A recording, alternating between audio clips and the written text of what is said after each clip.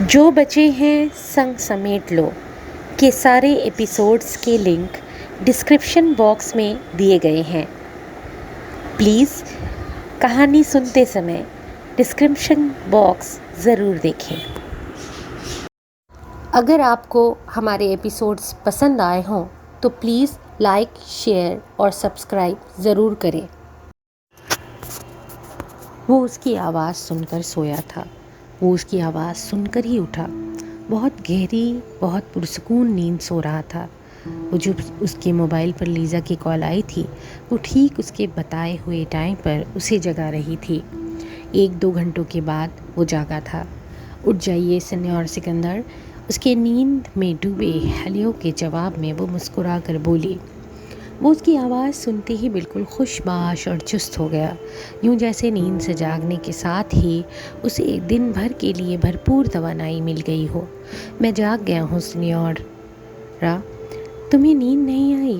وہ جانتا تھا لیزا اس کی نیند نہ آنے کے مرض کو ذہن میں رکھتے ہوئے اس سے یہ بات پوچھ رہی ہے۔ اسے لیزا کا اپنی فکر کرتا اور محبت سے بھرا انداز ہمیشہ سے بھی بڑھ کر اچھا لگا۔ ہاں مجھے نیند آئی، بہت پرسکون اور بہت گہری نیند۔ ضرور تم نے مجھے سوچا ہوگا، اس لیے پرسکون نیند سوئے ہو۔ وہ اس کے لہجے میں شامل شرارت پر مسکراتا ہوا بیڈ پر سے اٹھ گیا اور اٹھ کر بیٹھ گیا۔ ہاں میں تمہیں سوچتے ہوئے سویا تھا اور اب میں تمہیں سوچتے ہوئے ہی اپنے دن کا آغاز کرنا چاہتا ہوں۔ اب تم کوئی اچھی بات کہو مجھ سے۔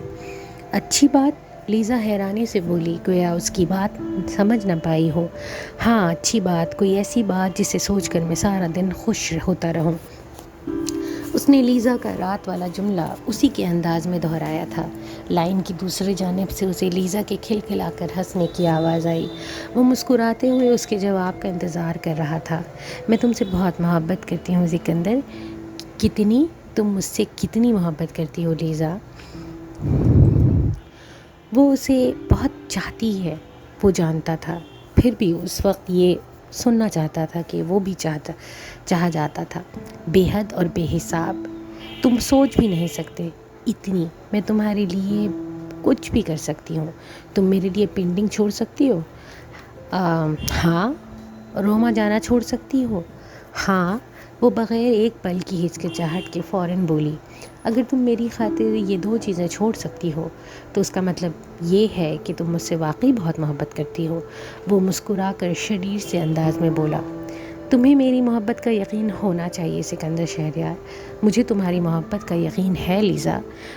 میری بہت تنہا اور بہت بکھری ہوئی زندگی میں واحد خوشی اور واحد روشنی تم ہو۔ میری زندگی میں زندگی ہی تم ہو۔ بولتے ہوئے اس کا لہجہ بے حد مدھم ہو گیا تھا۔ اس کے لہجے میں جذبات کی شدت تھی۔ جواب میں چند سیکنڈز کے لیے لیزا بالکل خاموش رہی۔ بس اب تم گزری ہوئی باتوں کو مت سوچا کرو، اچھی اچھی باتیں سوچا کرو، میرے اور اپنے بارے میں، جو زندگی ہم ایک ساتھ گزاریں گے اس کے بارے میں۔ لیزا کے نرم لہجے میں سمجھائی ان باتوں کو سنتا ہوا وہ بیڈ سے اٹھ گیا۔ اسے آفس کے لیے دیر ہو رہی تھی، اس لیے اسے خدا کا حافظ کہہ کر اس نے فون بند کر دیا۔ جلدی جلدی نہا کر آفس کے لیے تیار ہونے کے بعد وہ کچن میں آیا تاکہ ناشتہ کر سکے۔ وہ کھڑکی سے باہر نظر آتے صبح کے منظر کو خود نہار رہا تھا اور تر و تازہ محسوس کر رہا تھا۔ کیا وہ یہاں آئے گی؟ کیا وہ اس کے ساتھ ایک نئی زندگی شروع کرے گی؟ وہ کچن اور کچن کے باہر نظر آتے اپنے فلیٹ کو دیکھتے ہوئے سوچ رہا تھا۔ دل کی دھڑکنوں میں بسی اس لڑکی کے ساتھ تمام وعدے کر لینے کے باوجود، اس سے تمام عہد محبت و فاصل لینے کے باوجود بھی اس کے ساتھ کے خواب دیکھتے ہوئے ڈر رہا تھا۔ اس کے اندر ایک خوف تھا جو لیزا اس سے کہہ رہی ہے، اور وہ جو اس کے کہنے پر مان بھی گیا ہے، وہ ہو پائے گا یا نہیں پائے گا۔ وہ اور لیزا ایک نہیں ہو پائیں گے۔ لیزا اس کی زندگی میں نہیں آئے گی۔ کہیں نہ کہیں سے اس کی زندگی کی نحوست اسے پھر اپنے گھیرے میں لے لے گی۔ اس لڑکی کو کھو دے گا۔ جب تک اس کی محبت قبول کرنے سے انکار کر رہا تھا، جب تک اسے اپنی محبت دینے سے انکار کر رہا تھا، تب تک ضدی دل کو اس نے سنبھالا ہوا تھا، مگر اب اسے اپنی زندگی میں لیزا محمود چاہیے تھی۔ اگر زندگی نے اس بار اس کے ساتھ کچھ برا کیا، اگر لیزا اسے نہ ملی، تو اب کی بار وہ ایسا ٹوٹ کر بکھر جائے گا کہ پھر لیزا بھی اسے سمیٹ نہیں پائے گی؟ کیا زندگی تمام عمر سکندر شہریار پر صرف سنگ ہی برسائے گی؟ کبھی کوئی پھول، کوئی خوشی، کوئی ہنسی اس کے حصے میں نہیں آئے گی؟ وہ لیزا کے بغیر نہیں رہ سکتا۔ وہ لڑتے ہوئے زندگی کو بتا رہا تھا کہ اس بار اسے اس کے خواب اور محبت چھیننے کی کوشش نہ کرے۔ زندگی لیزا محمود کو اس سے چھیننے کی کوشش نہ کرے۔ آج ہفتے کا دن تھا، اس کی چھٹی ہوتی تھی، مگر کچھ ضروری کام کی وجہ سے اسے آفس آنا پڑا تھا۔ وہ ایک کانٹریکٹ کے متعلق اپنا قانونی نقطہ نظر ڈرافٹ کر رہا تھا۔ اس کی نگاہیں لیپ ٹاپ پر مرکوز تھی، اس کی انگلیاں تیز رفتاری سے حروف ٹائپ کر رہی تھیں، مگر اس کا دل مسلسل اسے وہموں اور اندیشوں میں مبتلا کر کے مزمل کر رہا تھا۔ اس کی منفی سوچیں اس پر حاوی ہو رہی تھیں۔ اس وقت اس کا موبائل بجا تھا۔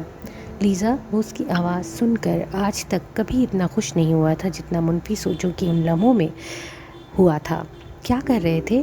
وہ اس کی آواز سنتے ہی بولا، تمہیں یاد کر رہا تھا۔ جھوٹ!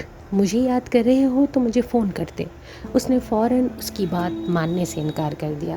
وہ جواب میں اسے یہ نہیں بتا پایا کہ وہ کس طرح کی منفی سوچوں سے گھرا اسے سوچ رہا تھا۔ خیر چھوڑو اس بات کو، مجھے تم سے یہ پوچھنا تھا، تم نے ہماری شادی کے بارے میں کیا سوچا ہے؟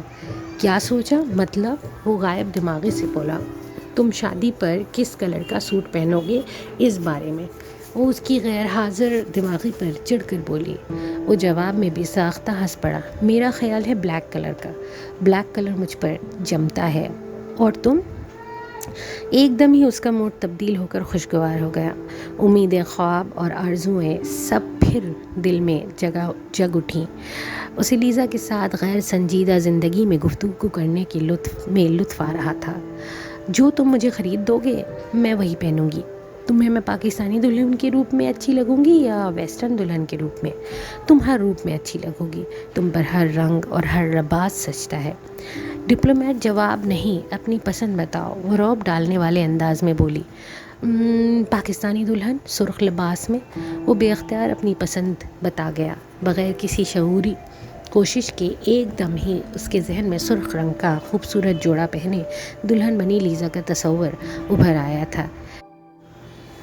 یہ خوابوں میں رہنا اس نے کب سے شروع کر دیا؟ وہ خود اپنے تصور پر حیران ہوا تھا۔ ٹھیک ہے، پھر تم مجھے ریڈ کلر کا پاکستانی برائڈل ڈریس دلا دینا، اوکے؟ میں تمہیں ریڈ کلر کا برائڈل ڈریس ضرور دلاؤں گا۔ ویسے تم اصل میں پوچھ کیا رہی تھی؟ وہ مسکرا کر کہتے ہوئے لیزا کی اصل بات کی طرف آیا۔ میں بس یہی پوچھ رہی تھی، تم نے کچھ پلان کیا ہماری شادی کے بارے میں؟ یعنی ہم شادی کب کر رہے ہیں اور کہاں کر رہے ہیں؟ تم نے اپنی بہن اور نینی سے بات کر لی؟ ہاں، اور وہ دونوں میری شادی سے بہت خوش ہیں۔ نینی تو بہت ہی ایکسائٹیڈ ہیں، ان دونوں نے مجھ سے کہا ہے کہ میں انہیں جب اور جہاں آنے کو کہوں گی وہ دونوں میری شادی میں شرکت کے لیے وہاں آ جائیں گی۔ پاپا کو ابھی میں نے نہیں بتایا، میں سوچ رہی تھی ہم پہلے ڈیٹ اور جگہ طے کر لیں پھر ہی انہیں بتاؤں گی۔ ان دونوں ہی کی زندگیاں اب نارمل تھیں، جس طرح وہ تمام خونی رشتوں کے ہوتے ہوئے بھی تنہا تھا، اسی طرح لیزا بے باپ کے ہوتے ہوئے اپنی شادی میں اس کی شرکت یا عدم شرکت سے بے نیاز تھی۔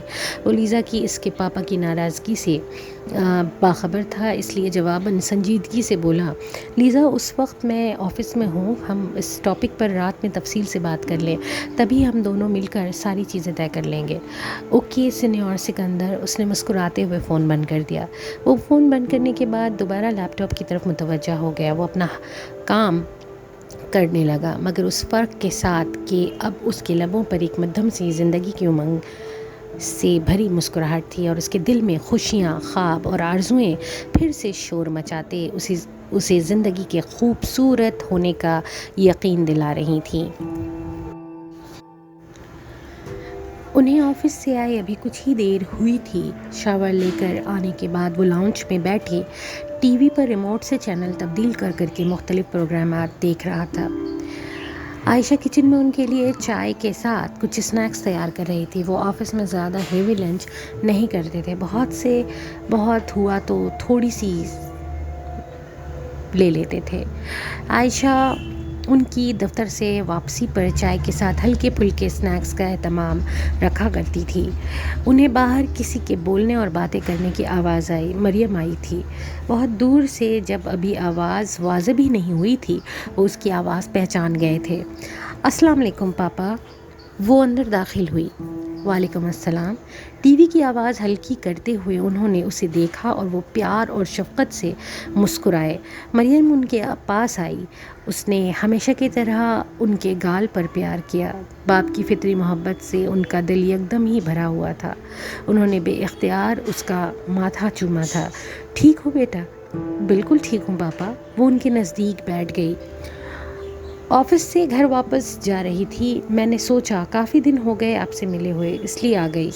آپ تو میرے گھر آتے ہی نہیں ہیں، مریم نے مسکرا کر کہتے ہوئے ان سے شکوہ کیا۔ وہ کوشش کے باوجود اس کے گھر نہیں جا پاتے تھے، بس کبھی مجبوراً جانا پڑا تو دنوں کہ ان کا دل پریشان رہتا تھا۔ انہیں مریم کے گھر میں کسی کی سسکیاں اور آہیں سنائی دیتی تھی۔ والدین کو بیٹیوں کے گھر زیادہ نہیں جانا چاہیے۔ وہ کوشش کر کے مسکرائے۔ پاپا، یہ آپ کس زمانے کی واقعہ نصیب باتیں کر رہے ہیں؟ مریم نے منہ بنایا، پھر یکدم ہی جیسے کچھ خیال آنے پر ان سے بولی، آپ کے پاس لیزا کا فون آیا؟ نہیں، کیوں؟ وہ ٹھیک تو ہے نا؟ یکدم ہی ان کا دل گھبرایا تھا۔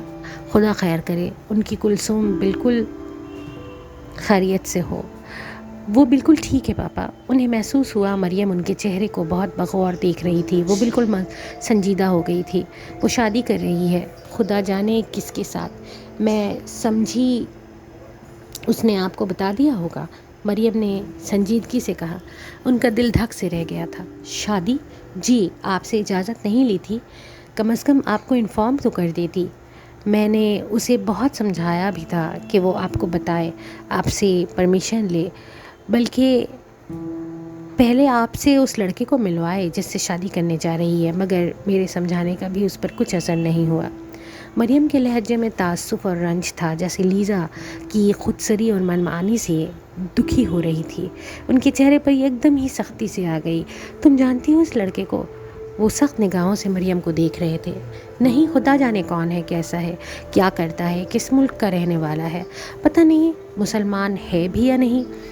میں بالکل بھی نہیں جانتی کہ وہ کس سے شادی کرنے جا رہی ہے۔ میں اسے اتنا سمجھا رہی تھی کہ کم از کم پاپا کو تو میں کلثوم سے بات کر کے پتہ کر لوں گا کہ کون لڑکا ہے، تم زیادہ فکر مت کرو۔ مریم کا تعصب اور پریشانی بھرا جملہ انہوں نے بے حد سختی سے کاٹا۔ ان کے سخت لہجے میں یہ تنبیہ شامل تھی کہ وہ اس موضوع پر مزید بات نہیں کرنا چاہتے۔ وہ جانتے تھے ان کے سخت انداز اور بات کے دم ہی کاٹ دینے پر مریم کا موڈ آف ہو گیا ہے، مگر انہوں نے اس کا برا ماننے کی پرواہ نہیں کی۔ تبھی عائشہ ہاتھ میں ٹرے لیے وہاں آئی تھی۔ ارے مریم آئی ہوئی ہے۔ وہ مریم کو دیکھ کر خوشگوار انداز میں مسکرائیں۔ السلام علیکم امی۔ مریم عائشہ کو دیکھتے ہی صوفے سے اٹھی اور ان سے گلے ملی۔ عائشہ نے اسے ماں کی طرح ہی پیار کیا تھا۔ مریم انہیں ممی کہا کرتی تھی اور عائشہ جو ماں بن نہ سکی تھیں، انہیں اس کا ممی کہنا بے حد اچھا لگتا تھا۔ کیسی ہو؟ بہت دنوں بعد آئیں۔ عائشہ کے آتے ہی ماحول میں پیدا ہوا تناؤ ختم ہو گیا تھا۔ اب لاؤنج کا ماحول بے حد خوشگوار تھا۔ عائشہ مریم کو اسی طرح اہمیت دے رہی تھی جیسے میکے آئی شادی شدہ بیٹی کو دی جاتی ہے۔ ان دونوں کی گفتگو کے دوران وہ زیادہ وقت خاموش رہے تھے۔ جہاں کہیں عائشہ یا مریم انہیں بولنے پر اکساتی، وہ تبھی ملکی مسکراہٹ کے ساتھ مختصر سا جملہ بول دیتے۔ وہ اس وقت بہت ڈسٹرب تھے، کلثوم کی شادی کرنے کے فیصلے پر نہیں، وہ کسی اور بات سے پریشان تھے۔ مریم گھر واپس آ چکی تھی۔ اس کا موڈ بے حد خراب تھا۔ آتے ہی وہ بے وجہ ملازمین پر چیخی چلائی تھی۔ ہاشم آج صبح سے ہی دفتر کے کام سے چائنا گیا ہوا تھا۔ 2-3 روز بعد اس کی واپسی متوقع تھی۔ شکر تھا وہ گھر پر نہیں تھا، ورنہ اپنا غصہ اور جھنجھلاہٹ نکالنے کے لیے وہ اس سے بھی لڑ پڑتی۔ پاپا اس سے اتنی دور کیوں ہو گئے تھے؟ اس کے پاپا آخر اس سے اتنی دور کیوں ہو گئے تھے؟ وہ تو ان کی سب سے لاڈلی تھی، اس میں تو ان کی جان تھی، وہ تو ان کی مریم تھی، پھر آج وہ اتنی دور کیوں محسوس ہو رہے تھے؟ 14 سال کی عمر میں جب اس کے پاپا چھنے تھے، تب وہ ڈھاڑے مار مار کر اکیلے میں روئی تھی۔ ہاں، وہ اکیلے میں روئی تھی۔ وہ بہت بہادر لڑکی تھی، وہ مریم تھی۔ وہ کبھی کسی کے سامنے نہیں روئی تھی۔ کوئی دوسرا شخص اس کی ایسی کمزوری بھی نہ تھا کہ وہ اس کے لیے کبھی روتی، مگر اپنے باپ سے جدا ہونے پر چلا چلا کر روئی تھی، کیونکہ وہ اپنے پاپا کی جان تھی، کیونکہ وہ اپنے پاپا کی سب سے بڑی کمزوری تھی۔ کیونکہ وہ پاپا کی زندگی تھی. پاپا نے زندگی میں صرف اور صرف اس سے پیار کیا تھا. وہ اپنے پاپا پر جان دیتی تھی، مگر 14 سال کی عمر میں جب پاپا اس سے چھن گئے تب وہ دوری ایسی دوری ثابت ہوئی کہ آنے والے برسوں میں لاکھ کوششیں کر لینے کے باوجود پھر ان کے اس طرح قریب نہ ہو پائی جیسے بچپن سے لے کر 14 سال کی عمر تک رہی تھی. زمینی فاصلے نے اسے پاپا کے دل سے بہت دور کر دیا تھا. وہ اس سے بہت دور ہو گئے تھے. پتہ نہیں آج وہ اس سے پیار کرتے بھی تھے کہ نہیں. وہ آج کتنی مختصر اور کتنی کم بات کیا کرتے تھے اس سے. عائشہ کے گفتگو میں شریک ہو جانے پر چاہے وہ ان کے ساتھ باتوں میں مصروف ہو جایا کرتی تھی، مگر اپنے پاپا کی مسلسل خاموشی اسے بہت بری چبھتی تھی، اس کے دل کو دکھاتی تھی. وہ پھر اسے اپنا گھر، اپنا شوہر، اپنی عیش و آرام اور خوشیوں بھری زندگی سب کچھ زہر لگتا تھا. ہر چیز کو آگ لگا دینے کو دل چاہتا تھا. ہاشم سے اسے محبت نہیں تھی، مگر وہ اس کے ساتھ خوش تھی. وہ اسے جان دینے کی حد تک چاہتا تھا. ہاشم کی حد سے بڑی محبت اسے فخر اور غرور میں مبتلا کر رکھی تھی. اگرچہ کسی چیز کی کمی نہ تھی ہاشم میں، مگر ہاشم اسد وہ نہیں تھا جس پر مریم مر مٹ جاتی. وہ ہاشم سے محبت نہیں کرتی تھی، مگر اس سے شادی اسے تاحیات نبھانی تھی. اپنے پاپا کا دل خوش کرنے کے لیے اس نے محبت زندگی میں صرف ایک بار کی تھی، صرف ایک بار، سکندر شہریار سے. نہ جانے ایسا کیا تھا اس شخص میں جو وہ 12 سالوں بعد بھی اس کے حصار سے نکل نہیں سکی تھی. وہ نہ اس شخصیت کی محبت اپنے دل سے نکال پائی تھی اور نہ اس کے خود کو ٹھکرانے کی اذیت اور ذلت کبھی بھول پائی تھی. اس نے زندگی میں صرف 2 ہی لوگوں سے سچی محبت کی تھی جس پر اس کا خود کو مٹا دینے کو جی چاہتا تھا. ایک سکندر شہریار اور دوسرے محمود خالد اس کے پاپا. سکندر سے اپنی بے عزتی کا بدلہ لینے کے باوجود اس کی محبت دل سے ختم ہوئی تھی، نہ ہی وہ اسے کبھی بھول پائی تھی. 13 سال قبل محمود خالد نے اس کی خواہش پر امریکہ پڑھنے کے لیے بھجوایا تھا. وہ میلان میں دوران تعلیم جس طرح ہر سال باپ کے پاس لندن جایا کرتی تھی، اسی طرح محض ان کا دل خوش کرنے کے لیے ہر سال پاکستان اپنی دادی کے پاس بھی جایا کرتی تھی. وہ چاہتی تھی اس کے پاپا کا دل اس سے خوش رہے. وہ شکل و صورت اور ذہانت میں تو کافی اچھی تھی. اس نے امریکہ پڑھنے کے لیے جانے کی خواہش کا اظہار کیا تو محمود خالد نے اسے پڑھنے کے لیے امریکہ بھجوا دیا. باپ کا دل خوش کرنے کے لیے اس نے اپلائی ہی کیلیفورنیا یونیورسٹی میں کیا تھا تاکہ وہاں لاس اینجلس میں وہ اپنے چچا کے پاس رہ سکے. اس کے پاپا کو یہ یقین ہونا چاہیے تھا کہ وہ ان کی خواہش کے مطابق مشرقی اور پاکستانی رسم و رواج کو پسند کرتی ہے. اس نے ماں کے رکھے نام سمانتا کو نہیں بلکہ باپ کے رکھے نام مریم کو چنا تھا. جب پاپا نے اس قدر پیار تھا اور ان کے رکھے نام سے کیوں نہ ہوتا. بہت سے لوگ اس کے ساتھ اور اس کی محبت کے متمنی و خواہاں رہا کرتے تھے. اس نے ہمیشہ مردوں کو بھنورے کی طرح اپنے گرد منڈلاتے دیکھا تھا. وہ سب اس کے لیے وقتی تفریح یا پھر اپنی انا کی تسکین کا سامان رہتے تھے. سچی محبت تو پتہ نہیں اسے کبھی کسی سے ہونی بھی تھی یا نہیں، مگر اتنا طے تھا کہ وہ شادی کسی پاکستانی لڑکے سے کرے گی. اس کے پاپا اپنے ملک سے بے تحاشا محبت کرتے تھے اور ان کی خواہش تھی کہ ان کی بیٹیاں پاکستانی لڑکوں سے شادی کریں، تو وہ اپنے پاپا کی یہ خواہش پوری کرنا چاہتی تھی. یونیورسٹی میں دوران تعلیم اسے زین شہریار ملا تو لگا کہ اس کی تلاش ختم ہو گئی ہے. وہ بے وقوفی کی حد تک اس پر فدا ہو چکا تھا. اس کے ہلکے سے اشارے کی دیر تھی، وہ کھچا اس کے پیچھے چلا آیا تھا. زین کی محبت قبول کرنے کا فیصلہ اس کے دل کا نہیں بلکہ دماغ کا تھا. وہ ایک بہت بڑے باپ کا بیٹا تھا، بہت بڑے خاندان سے تعلق رکھتا تھا. دولت، جائیداد، روپیہ، اثر رسوخ، کسی چیز کی اس کی فیملی کے پاس کمی نہ تھی. جو کچھ اس نے اپنے باپ کے پاس پایا تھا وہ سب کچھ زین کے ساتھ بھی اسی طرح اسے ملنا تھا. پھر زین کی شکل و صورت، پرسنالٹی بھی اچھی تھی. وہ اعلیٰ تعلیم حاصل کر رہا تھا. اس کا مستقبل بہت شاندار تھا اور وہ احمق لڑکا اس سے بے تحاشا محبت بھی تو کرتا تھا. زین بری چوائس نہیں تھی. جب اس نے زین کے ساتھ شادی کرنے کا فیصلہ کیا تب اس وقت کے لحاظ سے اس کا بہترین فیصلہ تھا. مگر کاش وہ زین سے ملنے سے پہلے سکندر سے ملی ہوتی. کہاں احساس کمتری کا مارا زین شہریار اور کہاں دنیا فتح کر لینے کی طاقت رکھتا سکندر شہریار. زین تو اس کے پاس چھٹانگ برابر بھی نہ تھا. سکندر کو ایک نظر دیکھتے ہی اسے اپنی جلد بازی پر افسوس ہوا تھا، پچھتاوا ہوا تھا۔ باپ کے دل کو خوش کر لینے کے لیے جو اس نے ذہن کو بہتر آپشن سمجھتے ہوئے ایک سمجھوتا کیا تھا، سکندر کو دیکھتے ہی اپنے اس غلط فیصلے پر وہ سر پکڑ کر بیٹھ گئی تھی۔ وہ تو وہی تھا جو اس کے لیے بنایا گیا تھا، جو ہو بہو اس کے جیسا تھا، جو اس کی طرح آسمان چھو سکتا تھا، جو اسی کی طرح اپنی قابلیت اور ذہانت کے بل پر کچھ بھی حاصل کر سکتا تھا۔ کتنا پراعتماد تھا وہ!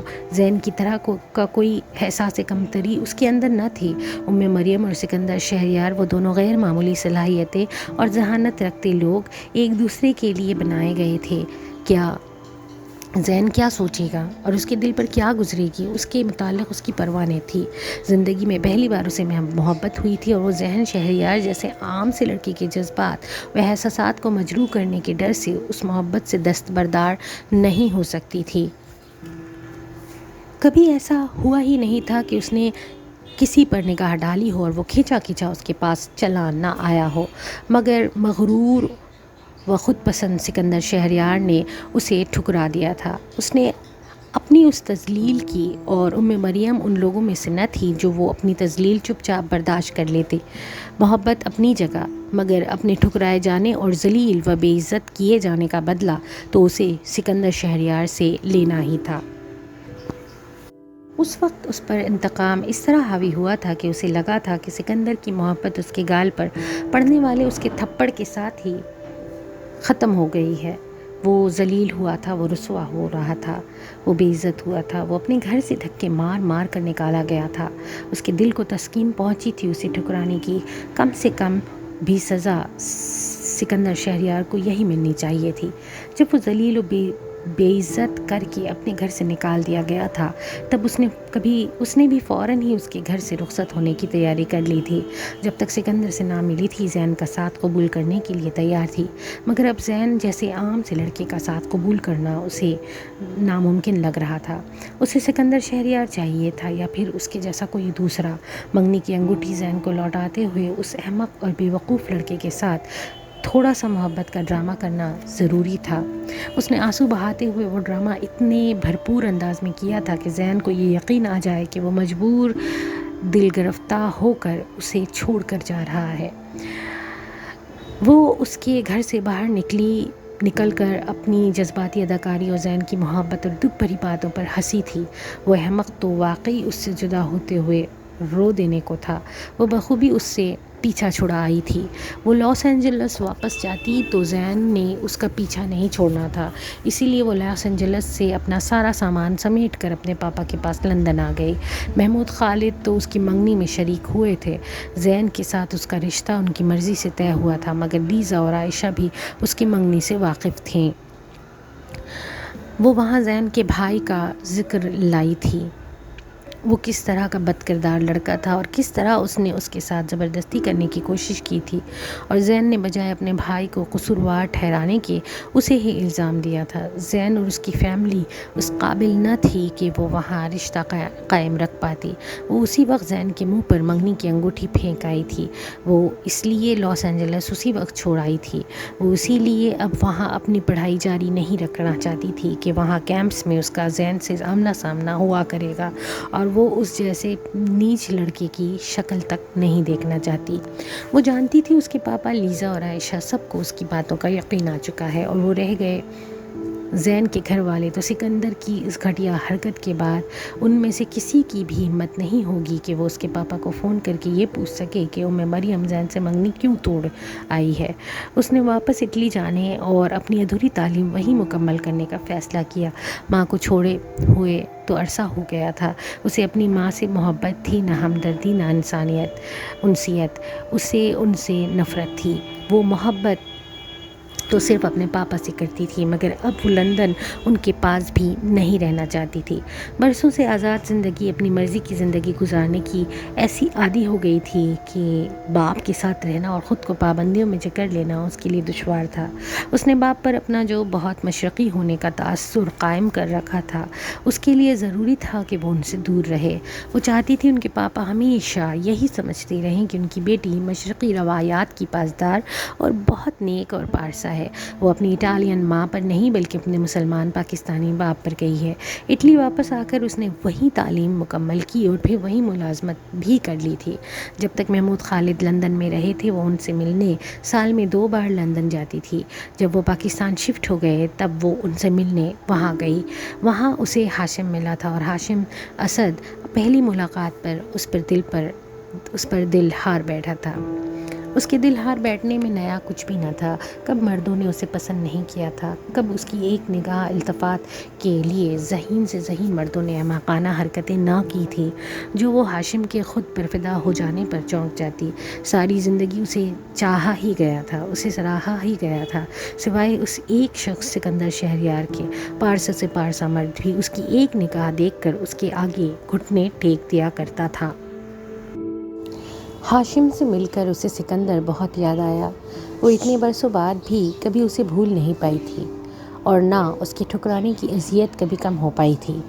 اس نے زندگی میں 2 مردوں سے محبت کی تھی، والہانہ اور شدید محبت، جان سے بڑھ کر محبت، ایک اس کے پاپا اور دوسرا سکندر شہریار۔ اور یہ اس کی بدنصیبی تھی کہ وہ دونوں ہی اس سے چھن گئے تھے۔ اس کے پاپا اس سے 14 سال کی عمر میں چھن گئے تھے۔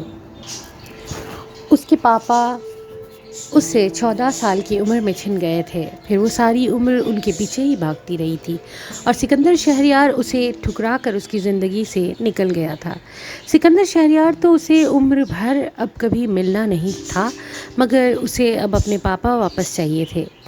اپنے پاپا کا دل خوش کرنے کے لیے اسے کسی پاکستانی مرد سے شادی کرنی تھی اور پاپا کے قریب رہنے کے لیے پاکستان ہی میں شادی کرنی تھی، تو ہاشم اسد ہی کیوں نہیں؟ وہ بہت امیر تھا، دولت جائیداد کسی چیز کی کمی نہ تھی، نہ جانے کتنے ملکوں میں تو اس کے بینک اکاؤنٹ اور پراپرٹی تھی۔ اس کا کاروبار شاندار تھا اور پرسنالٹی بہت باوقار۔ وہ ایک خوبصورت اور وجیحہ مرد تھا۔ وہ زین کی طرح اس کا احساس کمتری کا مارا شخص بھی نہ تھا۔ وہ پراعتماد تھا، وہ بے حد ہینڈسم تھا، وہ بہت ذہین تھا۔ دوسرے لوگوں کے ساتھ وہ بہت شاطر، تیز اور چالاک تھا، مگر اس کی محبت میں ڈوب کر وہ اپنی ساری چالاکی اور تیزی بھول کر اس کا غلام سا بن جاتا تھا۔ اس کا واحد نیگیٹو پوائنٹ اس کا شادی شدہ ہونا تھا۔ اس نے اسے شادی سے پہلے یہ شرط رکھ دی تھی کہ ہاشم اپنی بیوی کو طلاق دے دے۔ ہاشم نے اپنی پہلی بیوی کو طلاق دے کر گھر سے نکال دیا تھا۔ اپنے بچوں کی خاطر اس نے اسے کہیں اور دوسرا گھر لے کر دے دیا تھا۔ وہ اپنے بچوں کا خرچہ بھیجا کرتا تھا۔ اس عورت اور اس کے بچوں کو عیش و آرام والی زندگی گزارنے کے لیے ہر ماہ پیسے تو مل رہے تھے، کافی تھا یہ اس عورت اور اس کے بچوں کے لیے۔ محمود خالد کی کاروباری حوالے سے ہاشم سے دوستی اور واقفیت پہلے سے تھی، مگر ظاہر ہے وہ اس کی گھریلو زندگی کے بارے میں کچھ بھی نہ جانتے تھے۔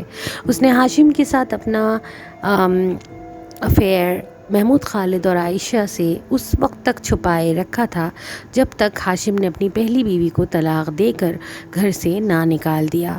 ہاشم کی اس کی بیوی کو طلاق دے دینے کے بعد بھی انہوں نے 1 ماہ انتظار کیا تھا۔ ہاشم تو اس کی ہر بات مانتا تھا، تو وہ اس انتظار کے لیے راضی ہو گیا تھا۔ ہاشم اس کے کہنے پر محمود خالد سے یہ جھوٹ بولنے کے لیے بھی تیار ہو گیا تھا کہ اس کی بیوی بہت لڑاکا اور بد زبان عورت تھی۔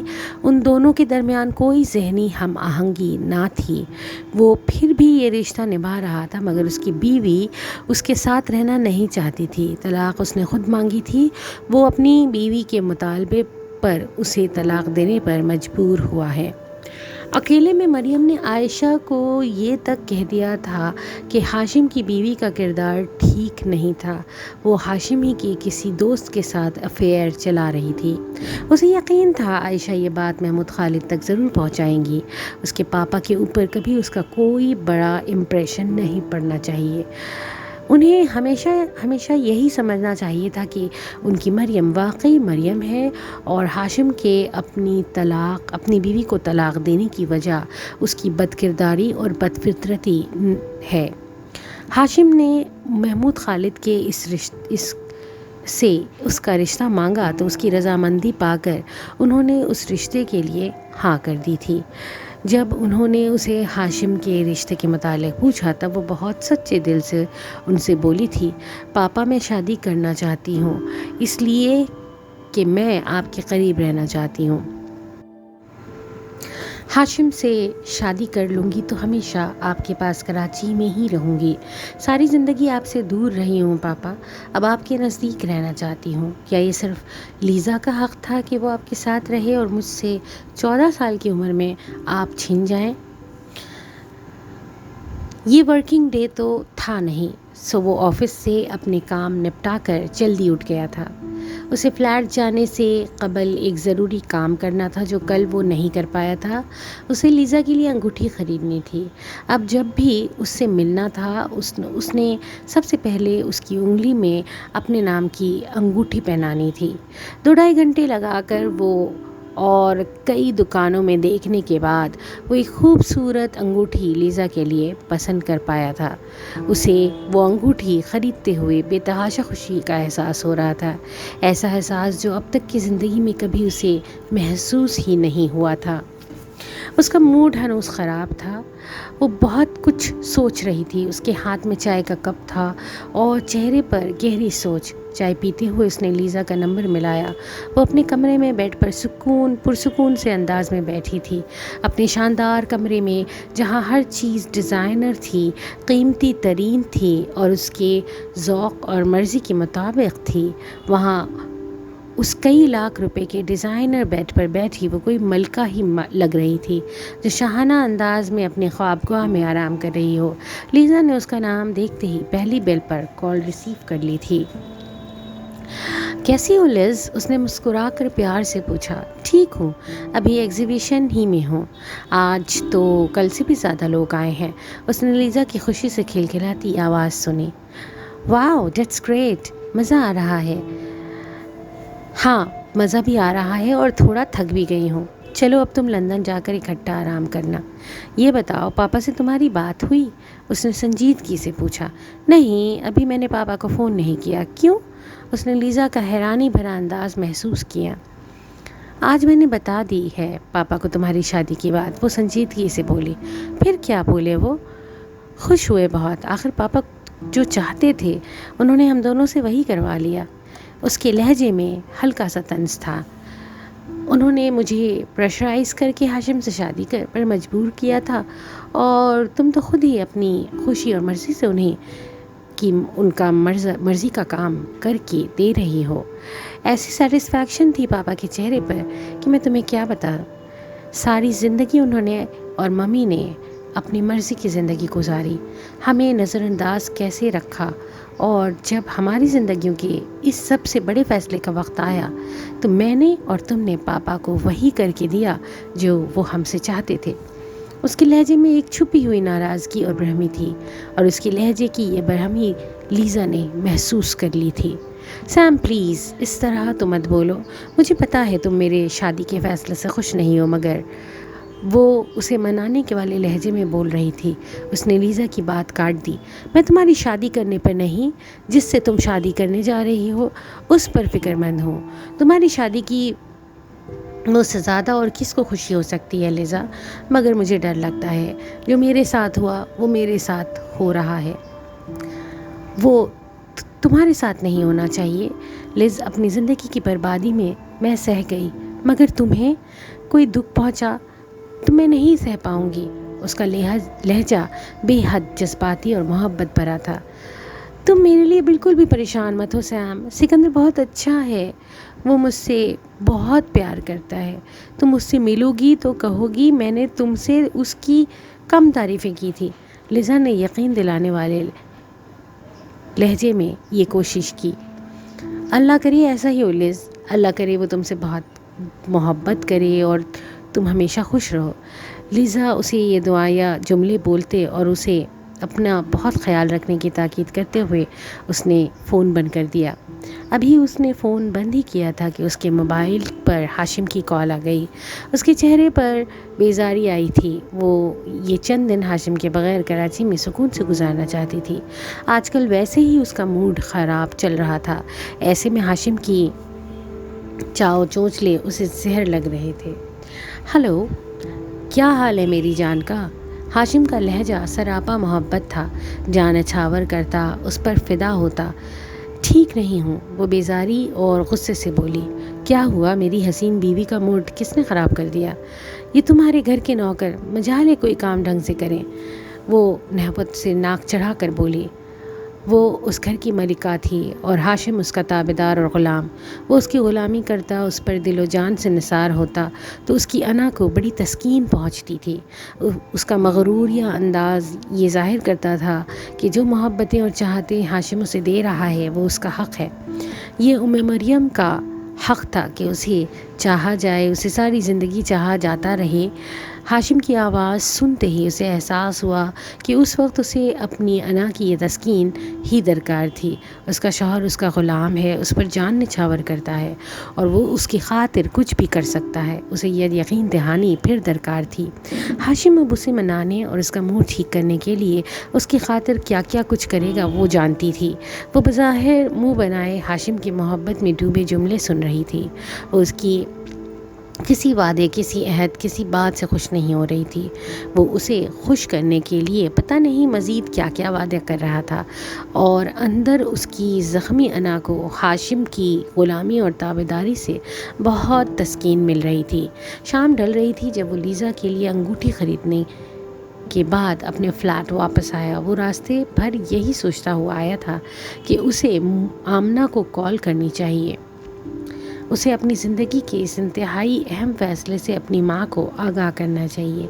وہ کہہ نہیں پائی تھی، مگر وہ جانتا تھا کہ اس کی امّو جان اس کی زندگی کی خوشیوں سے بھرا اور خوشگوار دیکھنا چاہتی ہیں۔ وہ جانتا تھا کہ وہ دل سے چاہتی ہیں کہ اب وہ شادی کر لے۔ اسے ماں سے بات کرنے سے پہلے ہی پتہ تھا کہ وہ اس کی شادی کے فیصلے سے بہت خوش ہوں گی۔ وہ گھر کے لینڈ لائن نمبر پر کال نہیں کرتا تھا، وہ آمنہ کے موبائل پر انہیں کال کرتا تھا۔ سکندر، کیسے ہو بیٹا؟ وہ ہمیشہ کی طرح فون پر اس کی آواز سنتے ہی خوشی سے سرشار ہوئی تھی۔ میں ٹھیک ہوں امّو جان، آپ کی طبیعت کیسی ہے؟ میری طبیعت بالکل ٹھیک ہے بیٹا۔ پتہ ہے آج میں تمہیں بہت یاد کر رہی تھی، اور وہ جانتا تھا کہ ماں صرف آج نہیں بلکہ ہر پل ہر گھڑی اس کو یاد کرتی ہے۔ امّو جان، میں نے آپ کو یہ بتانے کے لیے فون کیا ہے کہ میں شادی کر رہا ہوں۔ واقعی؟ تم سچ کہہ رہے ہو سکندر؟ جی امّو جان۔ وہ ان کی خوشی کو محسوس کر رہا تھا۔ میں بہت خوش ہوں سکندر، تم میری خوشی کا اندازہ نہیں لگا سکتے۔ مجھے بتاؤ نا بیٹا، کیسی ہے میری ہونے والی بہو؟ اسے ماں کی آواز سے اندازہ ہو رہا تھا کہ وہ مارے خوشی کی رو پڑی ہیں۔ شاید انہیں لگتا تھا وہ ساری زندگی یوں ہی تنہا گزار دے گا۔ امّو جان، اس کا نام لیزا ہے، مجھے روما میں ملی تھی۔ اس کے پاپا پاکستانی اور ممی اٹالین ہے۔ وہ ایک مشہور آرٹسٹ ہے، پینٹنگز بناتی ہے، لندن کے کالج میں آرٹس پڑھاتی ہے۔ دیکھنے میں کیسی ہے؟ میرے بہت ہینڈسم بیٹے کے ساتھ جچے گی نا؟ وہ بہت خوبصورت ہے امّو جان، میں آپ کے موبائل پر اس کی تصویر سینڈ کروں گا، آپ دیکھ لیجئے گا۔ بس تصویر سینڈ کرو گے، مجھے اس سے ملواؤ گے نہیں؟ امّو جان، وہ کیا کہے، اس کی سمجھ میں نہیں آ رہا تھا۔ سکندر، میں اپنی ہونے والی بہو کو دیکھنا چاہتی ہوں، میں تمہاری دلہن کو دیکھنا چاہتی ہوں، مجھ سے ایک بار تو آ کر مل جاؤ بیٹا۔ میری بہو کو تو مجھ سے ملا دو، میں تمہیں اس کے ساتھ خوش اور مسکراتا دیکھنا چاہتی ہوں، کمپیوٹر یا موبائل پر نہیں، اپنی آنکھوں کے سامنے، اپنی بے حد نزدیک۔ امّو جان، آپ پلیز اس طرح مت روئیں، آپ کی صحت کے لیے اچھا نہیں ہے۔ وہ پریشان ہو کر بولا۔ تم گھر پر نہیں آنا چاہتے نا؟ مت آؤ، مگر تم کراچی تو آؤ۔ تم کراچی آ کر جہاں کہو گے میں خود تم سے ملنے اور اپنی بہو سے ملنے وہاں آ کر مل لوں گی۔ میں تم دونوں کو گلے لگا کر پیار کرنا چاہتی ہوں، دعائیں دینا چاہتی ہوں، تمہیں تمہاری ہونے والی دلہن کے ساتھ جی بھر کر دیکھنا چاہتی ہوں۔ امّو جان، کیا تمہیں مجھ پر ذرا بھی رحم نہیں آتا بیٹا؟ میں نے 12 سالوں سے تمہیں اپنے سینے سے نہیں لگایا، میں تمہیں جی بھر کر دیکھنے اور پیار کرنے کو ترس رہی تھی۔ میری جان، ایک بار تو آ کر ماں سے مل لو بیٹا۔ کیا میرے مرنے پر ہی آؤ گے، میری زندگی میں نہیں؟ وہ بلک بلک کر رو پڑی تھی۔ خدا نخواستہ امی جان، پلیز آپ ایسی باتیں مت کریں. ٹھیک ہے، جیسی آپ کی خوشی، میں ویسا ہی کروں گا. میں پاکستان آ رہا ہوں آپ کی بہو کو آپ سے ملوانے. اس کا دل ماں کی آہوں اور آنسوؤں سے ایسا بے چین ہوا کہ اس نے آنے کا وعدہ کر لیا. واقعی تم سچ کہہ رہے ہو سکندر؟ مجھے بہلا تو نہیں رہے ہو نا؟ وہ خوشی اور بے یقینی سے بولی. میں بالکل سچ کہہ رہا ہوں امو جان، مگر میری آپ سے ایک ریکویسٹ ہے امو جان. میں آپ سے ملنے کراچی آؤں گا تو آپ مجھے گھر آنے کے لیے مجبور نہیں کریں گی. آپ کو انکار کرتے ہوئے مجھے بہت تکلیف ہوگی امو جان، مگر میں وہاں نہیں آ سکتا. مجھے پتہ ہے بیٹا، میں یہ بات جانتی ہوں. میں تمہیں ایسی کسی بات کے لیے مجبور نہیں کروں گی جس سے تمہیں تکلیف پہنچے.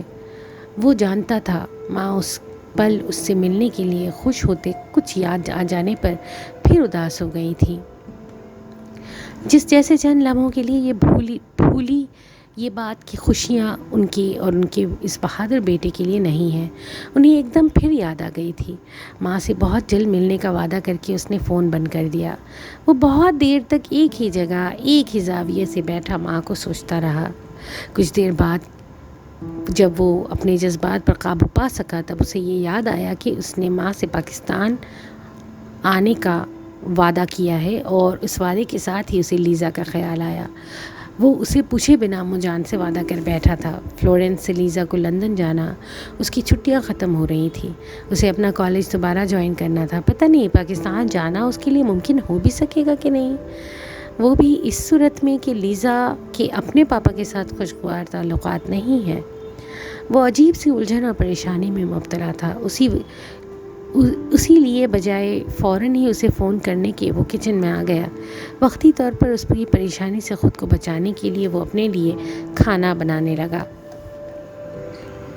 اچانک لیزا کا فون آیا. کیا کر رہے ہو؟ کھانا بنا رہا ہوں اپنے لیے. کیا بنا رہے ہو؟ فی الحال گروسری شاپ سے خرید کر لایا ہوں. کبابوں کا پیکٹ کھول رہا ہوں. بریڈ یا رول کے ساتھ انہیں کھا لوں گا. ویسے میں کوکنگ کر لیتا ہوں. چلو یہ اچھا ہے، تم کوکنگ کر لیتے ہو، بعد میں ہمیں سہولت ہوگی. ہاں بڑی آسانی رہے گی. تم پینٹنگز بناتی رہا کرنا اور میں آفس سے آ کر تمہارے اور اپنے لیے ڈنر تیار کر لیا کروں گا. اچھا زیادہ دل مت جلاؤ نا اپنا. میں بہت اچھی مشرقی بیوی بنوں گی تمہاری. نینی بڑا اچھا نسخہ کھینچتی ہے اور پاکستانی بیویوں کا. میں تمہاری فرما بردار ٹائپ پاکستانی بیوی بنوں گی، خوب خدمت کروں گی. وہ ساری الجھن بھلا کر قہقہہ لگا کر ہنس پڑا تھا. تم یقیناً بہت اچھی بیوی ثابت ہوگی، مجھے اس پر کوئی شبہ نہیں. دعا کرو میں تمہارے لیے ویسا ثابت ہو سکوں جیسا تم نے مجھے سمجھا ہے. کاش میں تمہیں کبھی مایوس نہ کروں.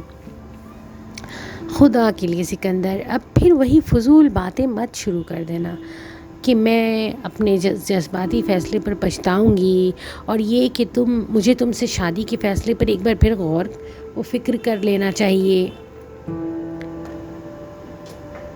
لیزا نے جیسے بری طرح چڑھ کر باقاعدہ اس کی منت کی. وہ جواباً خاموش رہا. وہ پیکٹ کھول کر یوں ہی میز کے سامنے ہی کھڑا تھا.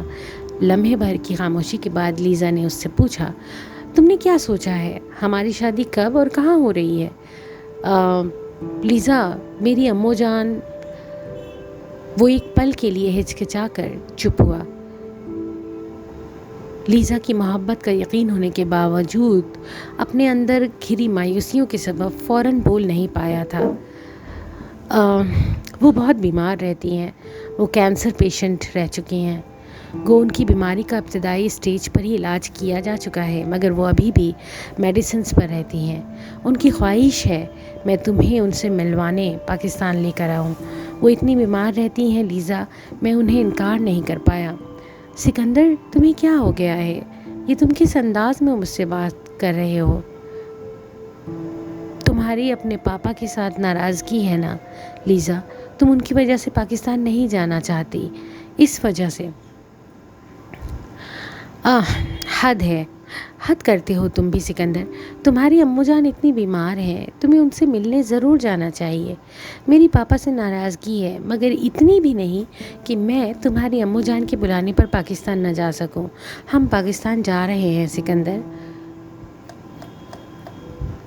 تھینکس لیزا، تم نے میری پریشانی دور کر دی۔ میں بھی تھوڑی دیر پہلے فون پر امّو جان سے یہ وعدہ کر بیٹھا تھا کہ ان کی ہونے والی بہو کو ان سے ملوانے پاکستان لاؤں گا۔ فون رکھنے کے بعد مجھے تمہارا خیال آیا کہ پتہ نہیں تم پاکستان جانا چاہو گی بھی یا نہیں۔ آج برداشت کر لیے ہیں میں نے تمہارے یہ فارمل جملے، آئندہ نہیں کروں گی۔ میں تمہاری کوئی کولیگ نہیں ہوں جسے تم اس قدر پرتکلف تھینکس بولو گے۔